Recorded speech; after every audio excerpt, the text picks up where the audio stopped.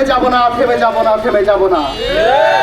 সংগ্রামী উপস্থিতি, আল্লাহ তাআলা বলেছেন যারা শহীদ হয় তারা কখনো মরে যায় না, বরং তারা জীবিত, তারা আল্লাহর পক্ষ থেকে রিজিক প্রাপ্ত। আমরা আমাদের হাদি ভাইয়ের জন্য এভাবে দোয়া করতে চাই, ইয়া আল্লাহ, আমাদের হাদি ভাই আমাদের মাঝ থেকে চলে গেলেও তিনি সর্বদাই আমাদের মাঝে জীবিতই থাকবেন। তার চেতনা সর্বদাই জুলাই যোদ্ধা এবং বাংলাদেশ পন্থীদের মাঝে জীবিত থাকবে ইনশাআল্লাহ।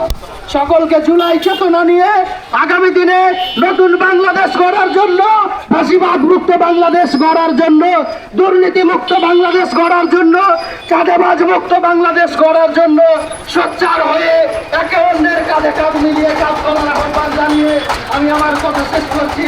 আসসালামু আলাইকুম ওয়া রাহমাতুল্লাহি ওয়া বারাকাতুহু। আমরা সমবেত কণ্ঠে একটু সংক্ষিপ্ত দোয়া করতে চাই হাদি ভাইয়ের জন্য।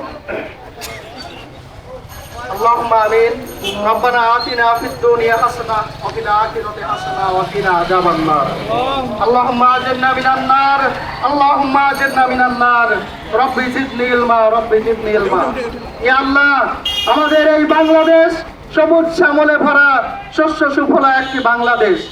এই বাংলাদেশকে আপনি সন্ত্রাসীদের মুখে ফেলে দিয়ে বাংলাদেশে যে কোনো অপরতা যদি কেউ চালাতে চায় তাদেরকে আপনি হয় হেদায়েত দান করুন, না হয় এই বাংলাদেশ থেকে তাদেরকে উঠিয়ে নেওয়ার ব্যবস্থা করুন।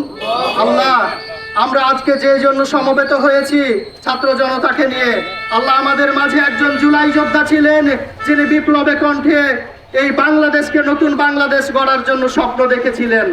হায় আল্লাহ, আমাদের মাঝ থেকে সেই ভাই কি আমাদের সম্মানিত শরীফ ওসমান হাদি ভাই শাহাদাতের তামান্নায় উজ্জীবিত ছিলেন সর্বদাই।